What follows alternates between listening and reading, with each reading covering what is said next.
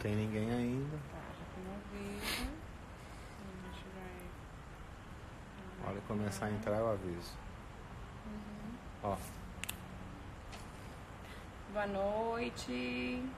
Boa noite, pessoal. Tudo bem? Vamos só esperar o pessoal entrar. Tô aqui com a doutora Araceli já.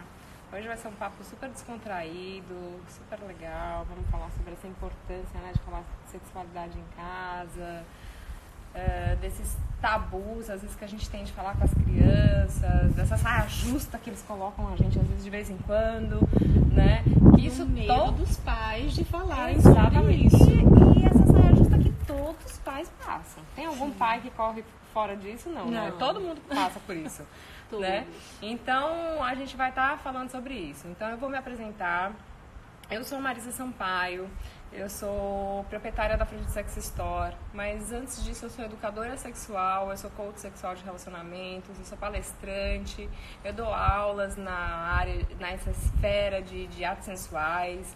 Então, assim, vários cursos envolvendo sexualidade. E a educação sexual, ela é a base para tudo isso estar acontecendo de uma forma tranquila, espontânea. E você ter tranquilidade de falar sobre todos esses sistemas que não são bichos de sete cabeças. Até porque sexo é saúde, sexo é vida, sexo é amor, sexo é uma fusão de duas pessoas. Então, assim, é só pro bem. É só pro bem. É natural. É natural. Faz E acontece. parte da vida, é inerente ao ser humano desde sempre, na existência. Ó, coisa boa, tá vendo? Então, doutora Araceli, vamos lá fazer a sua apresentação. Vamos.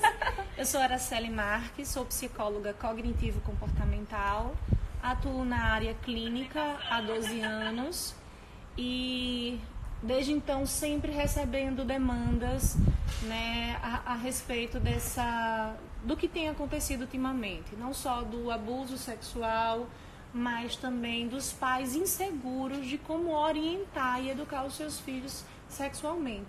Isso vai desde a primeira infância, com questionamentos, como principalmente na adolescência, né? Como conversar e como enfrentar a sexualidade desses jovens atualmente. E o que eu sempre digo para os pais é o seguinte, se baseiem no que é uma educação sexual, para você passar corretamente o que é educação sexual. Porque hoje em dia a internet está aí ensinando coisa errada. E nada melhor do que você falar de sexualidade com o seu filho para justamente ele ter segurança e saber contar com o pai, com a mãe, com a tia, com o irmão mais velho. Então, isso é super importante. Eu queria saber, o som tá legal? Vocês estão escutando a gente? Como é que tá, né? Eu só tô vendo aqui. Tá todo mundo escutando? Tá todo mundo... Como é que tá?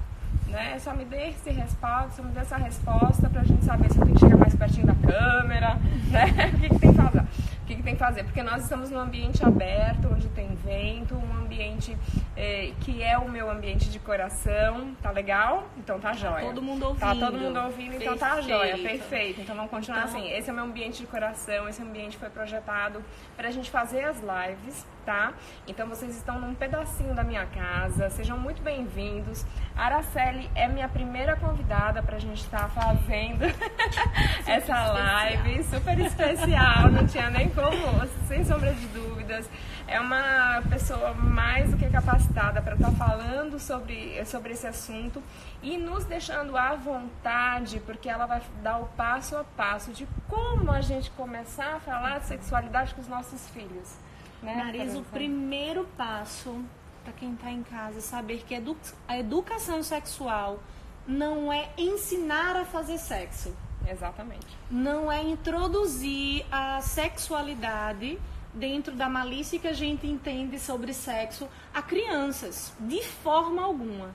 A sexualidade, ela vai a respeito não só de conceitos, né, como um entendimento do que são as partes íntimas, do que é o corpo, a questão de ser menino e ser menina, de ter diferenças, de respeitar as diferenças e principalmente a questão da importância da sexualidade no sentido de privacidade. Né? No momento que os pais entendem que educação sexual se refere a isso, então eu acho que o primeiro tabu já vai ser quebrado. né? Olha aí, gente, olha aí, tá vendo? E assim, como é que também os pais podem ensinar a criança a defender o próprio corpo, né? A eles ultrapassarem um muro, né? Pular um muro, virar e falar assim, mãe, né? Está acontecendo algo de errado. Então, esse é um questionamento, essa é uma pergunta que eu tenho. Eu gostaria da gente acompanhar aquele nosso release, de falar sobre a educação sexual de base, falar sobre a educação sexual das faixas etárias, né? Pra gente começar a abrir essas perguntas no final. O que você acha? Perfeito. Então vamos lá. Vou deixar à disposição aí pra Marisa, a série. você é mãe, assim, eu acho que você vai entender perfeitamente. Fazendo uma retrospectiva, a gente, na nossa infância, pelo menos eu fui criada na década de 80, 90, a gente não falava, ninguém falava sobre sexo. Com a ideia de que não falando sobre sexo, não iria acontecer. Eu vou evitar. Isso aconteceu quando, gente? Se assim, relatos da minha avó, da minha bisavó, sempre existiam adolescentes que engravidavam. Primeiro ponto. Então, assim, não falar sobre não previne, né, um desajuste na área da sexualidade. Outra coisa, a gente tem 2 pontos importantes, né, trazendo pela questão de abuso sexual. Ou a negligência, que é quando eu exponho os meus filhos a situações de risco, ou então a hiper mega proteção, eu colocar meus filhos dentro de uma bolha que, né, ninguém pode cuidar, ninguém pode chegar perto, ninguém pode fazer nada com meu filho, porque corre risco. E isso também é danoso. É tão danoso quanto a negligência. Então a gente precisa achar um equilíbrio, um ponto-chave. Como você perguntou, né, como é que a gente pode colocar isso? Desde muito pequenininho, a respeito de respeitar a distância do outro, né? Tem se falado muito desde que surgiu as notícias de abusos sexuais, né, que a gente precisa ensinar ao nosso filho o que é consentimento, o que é respeitar o limite dele. Então tem uma técnica, o que é permissão. Né? Então tem uma técnica muito importante, porque fomos também criadas a não respeitar a vontade das crianças, porque são crianças. E aí a criança, ela não precisa ter querer. Eu cresci muito ouvindo isso, não só na minha casa, como na casa de vizinhos, de amigos, de família. A criança só tem agonia, não tem vontade. E isso, ela está sendo um ponto crucial nessa questão do abuso sexual. É um fator de risco. Porque a criança, ela aprende com os pais a não ser respeitada. Na hora de fazer uma cosquinha, que o pai ultrapassa o limite da criança. Na hora de uma bronca que vai dar. Não, eu tenho que fazer isso. Eu tenho que educar o meu filho pensando apenas na modelagem de comportamento e não na emoção dessa criança. Então, muitas vezes, essa postura disciplinadora, rígida, ela afasta emocionalmente esses filhos desses pais. E o que é que eles vão fazer? Quando ele tem um problema emocional, tipo, alguém me tocou e foi estranho e eu não sei dizer o que é estranho, porque as pessoas fazem isso. Então, tipo assim, um adulto, meus pais, que são minhas referências, me abusam moralmente, então eu tenho que ficar calado, eu não posso falar porque eu vou estar errado. Então, o pensamento da criança que passa por situações abusivas, geralmente é essa, de normalidade, que eu não posso confrontar. Porque um outro grande problema que os pais ensinam para os filhos é a obediência cega aos adultos. Então, assim, os pais, não, você tem que respeitar os mais velhos, você tem que obedecer cegamente, mas você não ensina os seus filhos a dizer não em determinados momentos. A dizer assim, o que é que tu pensa sobre isso, o que você sente como isso. Isso não quer dizer que o filho vai decidir sobre a própria vida, mas você precisa saber o que seu filho está sentindo e está pensando, porque como é que você vai adivinhar, digamos assim, quando ele está passando por situações de risco, se você não ouve o seu filho. Então, assim, existe uma construção dentro das casas que favorece o risco de violência sexual, de abuso sexual? Então, você tocou num assunto super importante também, que é assim, quando sente uma coceguinha, né? Sim. Que às vezes o pai vai lá e dá uma bronca, às vezes a criança tá ali se roçando com um ursinho, né? Ou com um travesseiro, ou se mexendo nas partes íntimas, né? Tira a mão daí, menino, menina, fecha as pernas. Isso Não pode tocar aí que é não feio. pode tocar aí que é feio. Ensinar também aos pais que a criança está conhecendo o próprio corpo. E o que acontece? Ela conhecendo o próprio corpo, é só você falar assim que ela pode fazer isso, mas não na frente das pessoas, né? Criar uma privacidade para ela. Criar uma privacidade para ela de uma forma assim adequada. Sim. De uma forma adequada e prezando pela intimidade dela, né? Porque se você ficar inibindo também, né, doutora Araceli, o que vai acontecer? Ela vai ter uma inapetência sexual, ela vai criar um vaginismo futuramente, né? Que são patologias clínicas sexuais que são por tabus, que aí... Oi? Que aí o que é um probleminha técnico, mas já resolvido. Já resolvido. Né? Alguém queria falar comigo. Tabus que são sequelas pro resto da vida, né? Então, do mesmo jeito, a gente tem que dar um pouco de malícia para essas crianças também. Sim, a orientação, ela também cabe nesse contexto. Os pais, eles também precisam se educar sexualmente falando. E entender que toda criança, seja menino ou seja menina, vai ter uma fase do desenvolvimento sexual que vai se despertar para ter prazer no seu órgão genital. Sim. Mas não com a malícia que um adulto tem. Com certeza, até porque eles não têm essa malícia. Não tem. Não tem essa malícia. Tem. Então não precisa ensinar de que isso é feio, mas modelar para que isso seja funcional. Do tipo assim, olha, tá na frente de outras pessoas, o teu pintinho ou o teu pipiu, você pode falar o nome técnico também, o pênis ou a vagina, vai depender do teu interesse. E do teu relacionamento também com teu filho, né? Do teu modo de agir dentro de casa. O que eu falo muito para os pais é não engane. E sempre responda o certo, sem mentiras. Ninguém vem do repolho, ninguém vem da cegonha, ninguém né? vem não, do ovo. até porque ela vai descobrir, até porque alguém vai falar. E vai ficar feio pro pai, né? Meu pai mentiu pra mim, não é isso? Mais do que ficar feio. Uma criança, ela é curiosa por natureza. E ela vai saber. Ela tá descobrindo o mundo. Então, assim, se você fala dá uma resposta falsa pro teu filho, ele vai descobrir de uma outra forma, porque os amiguinhos falam. E falam de uma forma desorientada.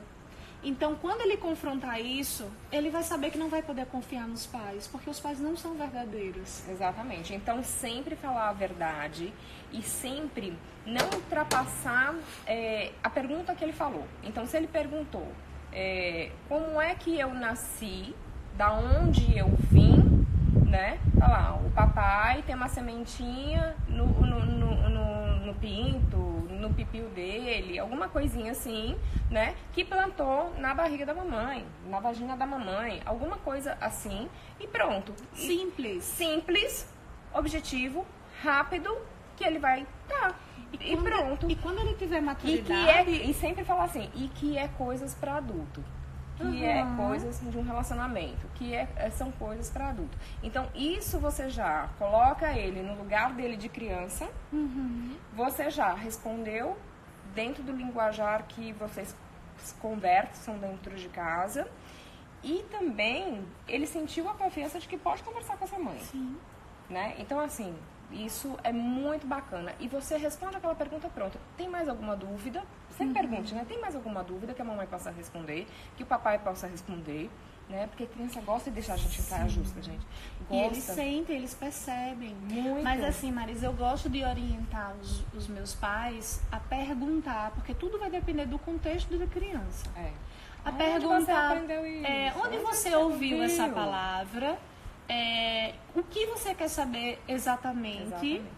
Porque assim, já teve casos, eu aprendo num congresso, né, da infância e adolescência, de um caso de que a filha perguntou para a mãe como era, a mãe era, né, bem resolvida e deu aquela aula de sexo completa sobre homem, pênis, espermatozoide, óvulo, vagina e todo A criança não estava preparada para isso. Não, a criança quando terminou, a criança fez... E eu boto o que aqui? Feminino ou masculino? Né? Porque não era o que ela queria saber. O que ela queria saber era um outro contexto. Então é importante você saber como o teu filho está pensando para que você responda. E dentro de cada faixa etária tem a sua necessidade e as suas curiosidades. É sempre importante você responder apenas aquilo que o outro perguntar. Vou responder assim, a história mais assim, icônica que eu já vi foi do meu irmão, com 5 para 6 anos. Ele viu uma foto da minha mãe gestante e perguntou quem era, né, na barriga. Minha mãe explicando, é você na minha barriga. E ele bem curioso, e a minha mãe já angustiada com o que ela iria responder. Aí ele fez, e quem me botou aí dentro? Aí ela angustiada respondeu, seu pai. Aí ela, pronto, vai vir mais perguntas. E ele simplesmente disse, caramba, meu pai é um mágico mesmo. Olha só, tá vendo? Porque ele só estava pronto para ir até aí. Se ele tivesse mais curiosidade, dependendo da maturidade dele, ele iria perguntar mais. Como foi que ele me colocou lá? Que ele me colocou lá. Como? Né? Com que ferramentas ele utilizou? Mas não. Então a criança precisa ser respeitada, o time, a maturidade dela. E cada um vai depender da personalidade, vai depender não só da idade, do contexto. Se já ouviu alguma coisa nas rodas de conversa. Alguma coisa, porque hoje em dia é tão escancarado as coisas também, né? Sim. Então, o que acontece? Esse é o modo com que a gente cria nossos filhos e a gente também erra, né? Sim, a gente claro, erra. todos, Então, nunca é tarde pra gente aprender a como falar, a como agir, a como se portar, porque são situações da vida que a gente precisa mesmo. Vamos falar um pouquinho das faixas etárias? Vamos sim. Vamos lá, aí é toda a parte psicológica que a doutora Célia. Vamos lá. Antes dos 4 anos, a criança precisa saber o que é a diferença entre os sexos, né? Que o menino tem o pênis, ou o pinto, ou a piroca, ou como quiser chamar o seu órgão genital. E a menina tem a vagina, o piu-piu, a florzinha, enfim. Isso é a critério de cada família, de cada pai. E saber a questão de que é privativo. O mais importante nessa idade é que ninguém pode mexer. Só a mamãe ou o papai, os cuidadores principais é que podem mexer ali para limpar. Porque é privado, por exemplo, quando a mamãe vai tomar banho, a mamãe fecha a porta, porque outras pessoas não podem ver. Porque a mamãe, se a gente veste roupa, para que as pessoas não vejam nossas partes íntimas. E você é criança, você também tem que seguir essa regra de que é seu e ninguém pode ver. Antes dos 4 anos.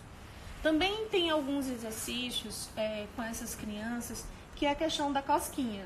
A gente vai fazer cosquinha na criança e quando ela disser assim, para, a gente para. Para que ele aprenda a ser respeitado e a ter voz e a respeitar o limite dele. Quando algo incomoda, para e respeita.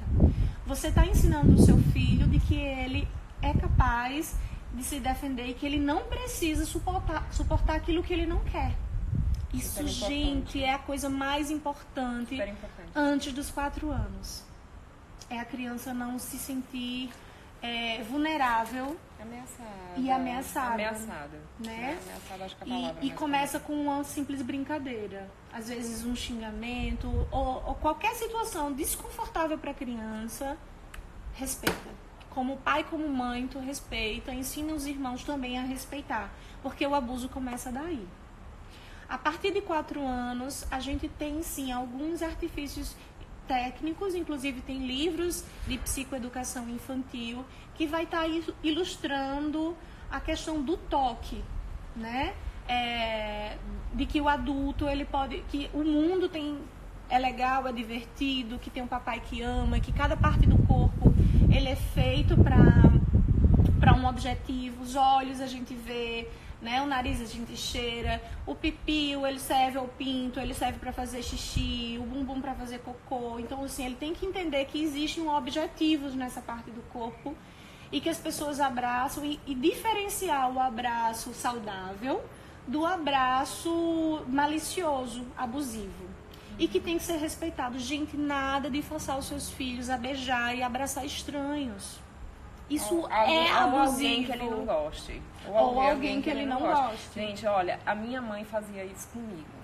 Olha, quando chegar na casa de fulano, ou quando fulano chegar aqui em casa, olha, cumprimente, não sei o que, não sei o que lá.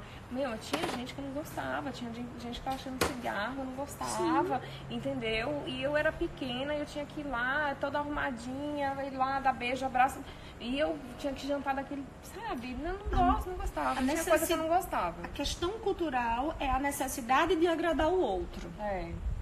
Né? E aí que esses pais forçam os filhos a situações abusivas e essa criança vai entender de que tem sempre que ceder aos adultos. Hoje eu entendo que minha mãe fazia isso por educação. Por educação. Né? Porque era pra mostrar que os filhos eram educados também, gente. Eram 4 dentro de casa. Mas aquela coisa assim, que minha filha fala, não, mas mãe, eu quero cumprimentar de longe, ou senão eu vou receber num jantar, olha, eu nem vou descer, eu respeito super, entendeu? Olha, eu nem vou descer, vou ficar no meu quarto, fique à vontade. Porque é aquilo que você fala, né? É o respeito que a gente tem com a vontade deles. Sim. E eu acho isso fantástico. E o respeito que a gente precisa ensinar aos nossos filhos é a formalidade. O oi, tudo bem, boa noite, é o suficiente. E dependendo de cada temperamento de cada criança, ele vai ser mais expansivo ou mais retraído. E isso tem que ser respeitado. Respeitar a personalidade e o jeitinho de cada um. Né? Então, assim, a partir de 7, 8 anos, 7 eu ainda acho muito novo. Vai depender do ciclo social que ele convive. Se ele estiver exposto a qualquer informação a respeito da sexualidade, eu prefiro que seja introduzido esse assunto. Seja ensinado mesmo o que existe e detalhes. A partir de 8 anos até 12, é uma linguagem a respeito do que existe. Sexo. Você já ouviu falar de sexo? Então, bem assim, natural e espontâneo. Até porque a criança já sabe ler, já tem vários livros hoje tranquilos que você pode até... eu não consigo falar, não consigo perguntar. Tem muitas mães que me questionam isso. Mas, gente, mas tem tanto livro, né? O Corpo é Meu, né? Tem Sexo e Adolescência, tem tantos livros para crianças e adolescentes muito legais também para você começar a introduzir esse assunto dentro de casa. Mas, Marisa, eu prefiro que os pais trabalhem isso e conversem com seus filhos. Porque se eles não conseguem conversar, o pai, a mãe, que deveria ter um pouco mais de maturidade do que esses filhos... Mas a gente sabe que às vezes não tem. Não consegue falar, como é que esses filhos e adolescentes vão chegar e vão falar, mãe, olha, eu comecei a transar com meu namorado e eu preciso ir à médica. Ela não vai fazer isso. Ela não vai falar. Como é que esse menino que começou a ter uma relação sexual, ele vai falar para o pai que precisa de camisinha, porque adolescente não trabalha, não tem dinheiro. E aí ele vai fazer sem. Ele vai pegar uma doença. Gente, falando de camisinha, deixa eu parar aqui. Vamos lá. Última pesquisa que saiu sobre HIV. Adolescentes de 15 a adultos jovens de 24 anos. O índice de HIV aumentou 700%. Não foi 100 nem 200%, foi 700%. Então, por favor, vamos conversar sobre sexualidade, vamos falar dessas prevenções. Porque, assim, o negócio tá sério, né? Vamos voltar ao assunto agora. Muito sério. Tá muito e também sério. tá dentro do nosso assunto. Educação sexual engloba também essa orientação. A orientação de doenças, de tudo. Então, assim, o pessoal pensa em camisinha para prevenir filhos. Eu tô falando de camisinhas para prevenir doenças, né? Eu falo que filho é bênção, mas doença, quando você pega uma HPV, pro resto da vida.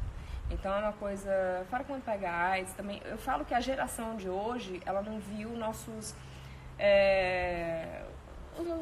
os nossos ídolos, né? morrerem do jeito que morreu. Eles não viram Cazuza definhando, não viram Fred Mercury, né? Renato Russo. Então, assim, foram ícones que marcaram a década de 80. Então, a minha década, a década de Araceli, década de muitas pessoas que estão nos assistindo.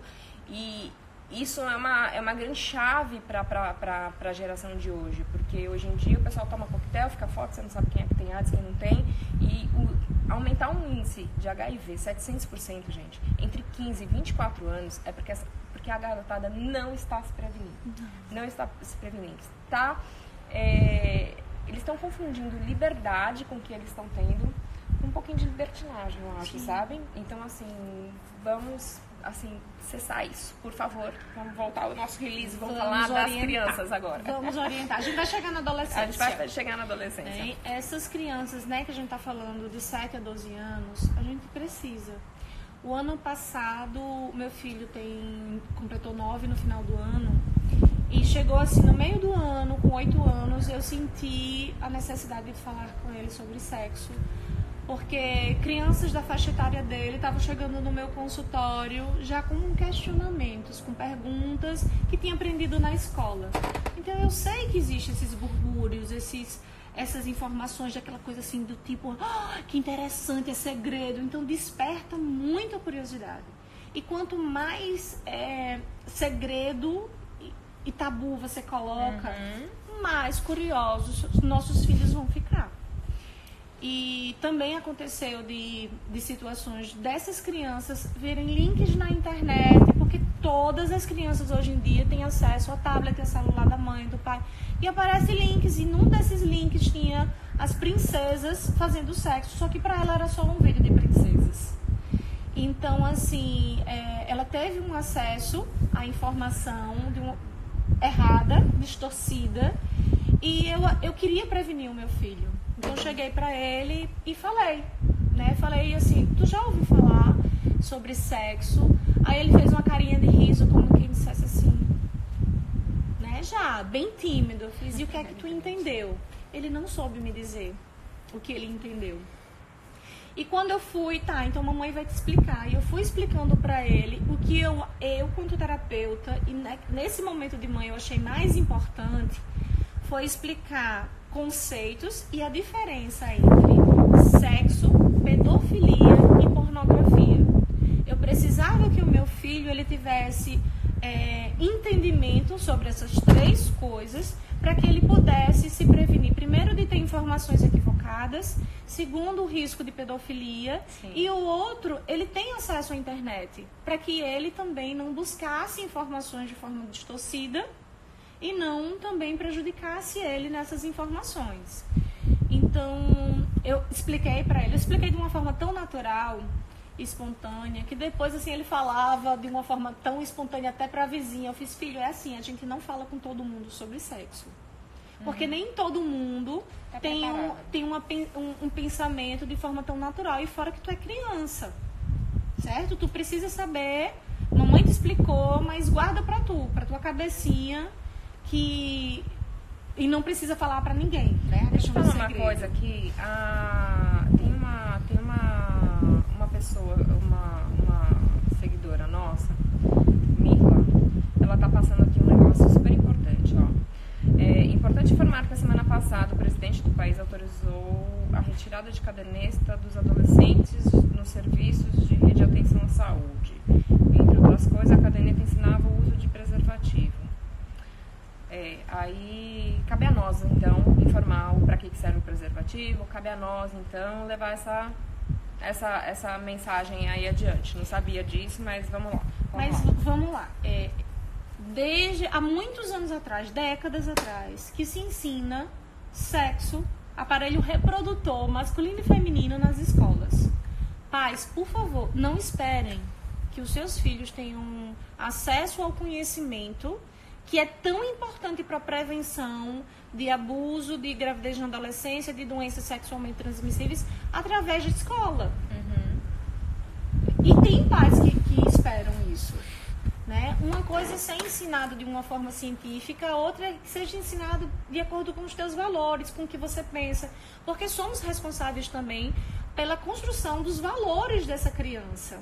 Lógico, não vamos também, valores que eu falo, não é no sentido assim de dogmas irrealistas. Eu falo valores no sentido que valores, eu penso. Valores de sentimentos. De sentimentos. Né? Valores de respeito, valores de amor, Sim. valores de tudo, né? Sim. Assim, valores de sentimento. De sentimento. A gente não tá falando de valor material. Não. Tá falando nem de de valor, digamos assim, de regras religiosas.